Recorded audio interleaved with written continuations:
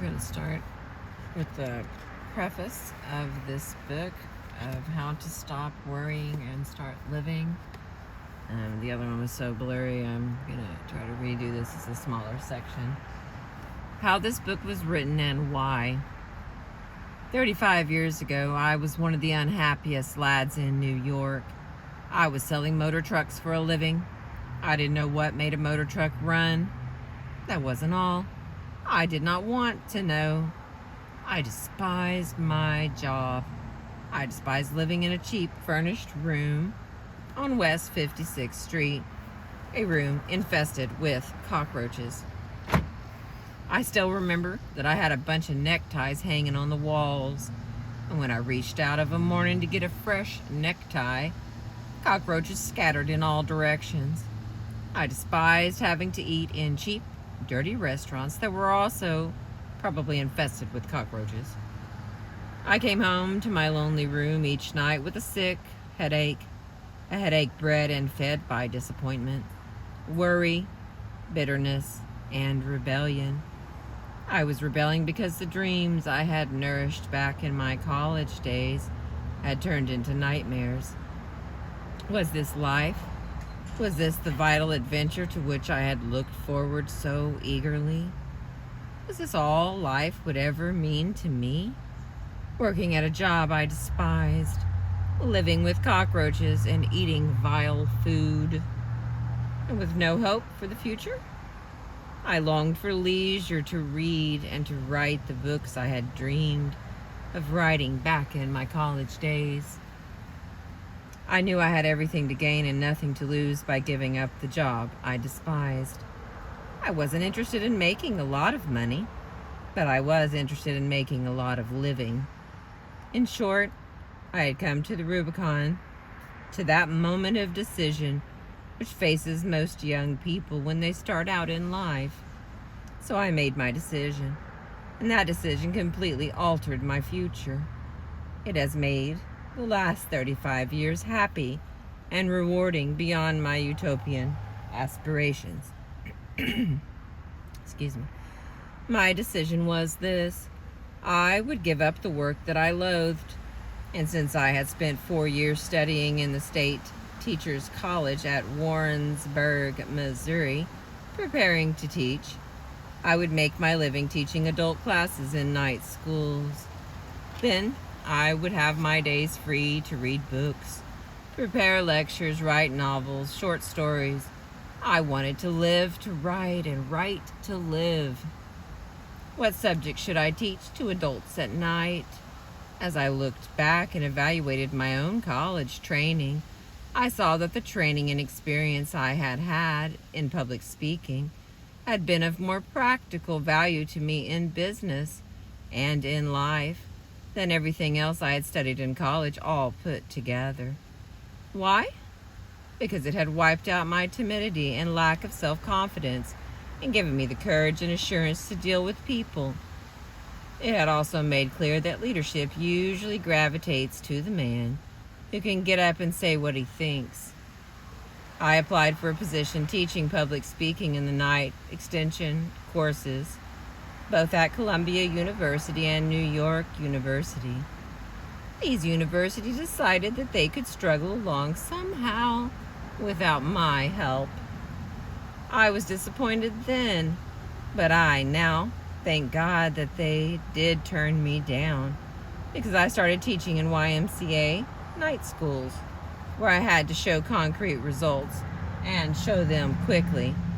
What a challenge that was. These adults didn't come to my classes because they wanted college credits or social prestige. They came for one reason only. They wanted to solve their problems. They wanted to be able to stand up on their feet and say a few words at a business meeting without fainting from fright. Salesmen wanted to be able to call on a tough customer without having to walk around the block 3 times to get up the courage. They wanted to develop poise and self-confidence. They wanted to get ahead in business. They wanted to have more money for their families. And since they were paying their tuition on an installment basis, and they stopped paying if they didn't get results. And since I was being paid not a salary, but a percentage of the profits, I had to be practical if I wanted to eat. I felt at the time that I was teaching under a handicap, but I realize now that I was getting priceless training. I had to motivate my students. I had to help them solve their problems. I had to make each session so inspiring that they wanted to continue coming. It was exciting work. I loved it.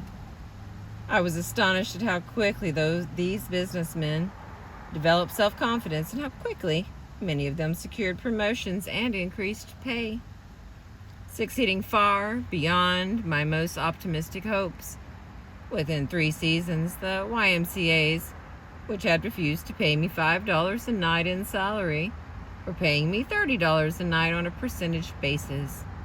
At first, I taught only public speaking, but as the years went by, I saw that these adults also needed the ability to win friends and influence people. Since I couldn't find an adequate textbook on human relations, I wrote one myself. It was written. No, it wasn't written in the usual way. It grew and evolved out of the experiences of the adults in these classes. I called it How to Win Friends and Influence People. Since it was written solely as a textbook for my own adult classes, and since I had written 4 other books that no one had ever heard of, I never dreamed that it would have a large sale. I am probably one of the most astonished authors now living. As the years went by, I realized that another one of the biggest problems of these adults was worry.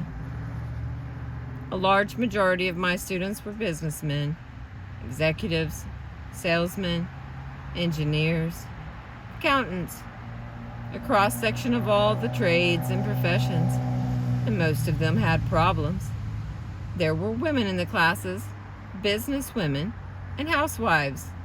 They, too, had problems. Clearly what I needed was a textbook on how to conquer worry. So again, I tried to find one.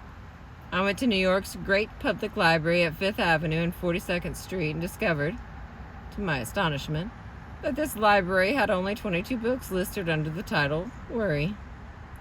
I also noticed to my amusement that it had 189 books listed under worms. Almost 9 times as many books about worms as about worry. Astounding, isn't it? Since worry is one of the biggest problems facing mankind, you would think, wouldn't you, that every high school and college in the land would give a course on how to stop worrying. Yet if there is even one course on that subject in any college in the land, I have never heard of it. No wonder David Seabury said in his book, How to Worry Successfully, we come to maturity with as little preparation for the pressures of experience as a bookworm asked to do a ballet. The result? More than half of our hospital beds are occupied by people with nervous and emotional troubles. I looked over these 22 books on worry, reposing on the shelves of the New York Public Library. In addition, I purchased all the books on worry that I could find. I couldn't discover even one that I could use as a text in my course for adults, so I resolved to write one myself. I began preparing myself to write this book 7 years ago. How? By reading what the philosophers of all ages have said about worry.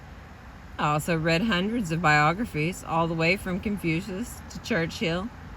I also interviewed scores of prominent people in my walks of life, such as Jack Dempsey, General Omar Bradley, General Mark Clark, Henry Ford, Eleanor Roosevelt, and Dorothy Dix. But that was only the beginning. I also did something else that was far more important than the interviews and the reading. I worked for 5 years in a laboratory for conquering worry, a laboratory conducted in our own adult classes. As far as I know, it was the first and only laboratory of its kind in the world. This is what we did. We gave students a set of rules on how to stop worrying and asked them to apply these rules in their own lives, and then talked to the class on the results they had obtained. Others reported on techniques that they had used in the past.